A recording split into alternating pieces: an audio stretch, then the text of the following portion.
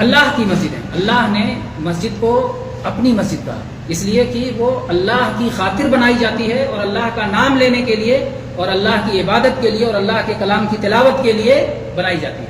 اسی لیے اس کو اللہ نے اپنی طرف نسبت کی. یہ نہ کہا جائے کہ اللہ کا گھر ہے تو اللہ اس میں آ کے رہتا ہے. بہت سے نادان نہیں سمجھتے وہ اللہ کا گھر.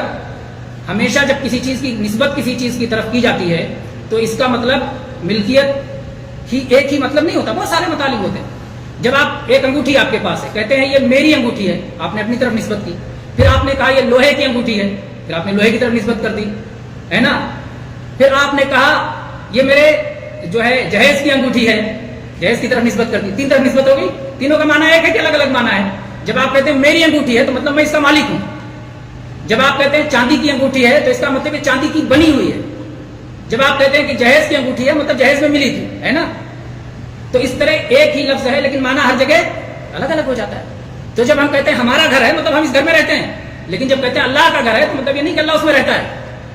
اللہ کا گھر ہے, اللہ نے اسے عزت دی ہے, اسے اپنا نام دیا, اپنی نسبت عطا فرمائی ہے. اللہ تعالیٰ اس میں رہتا نہیں. اللہ تعالیٰ تو ساتوں آسمانوں کے اوپر اپنے عرش پر ہے. اس گھر میں اللہ کی عبادت کی جاتی ہے, اللہ کے لیے وہ مخصوص ہے, اس لیے اسے اللہ کا گھر کہا جاتا ہے.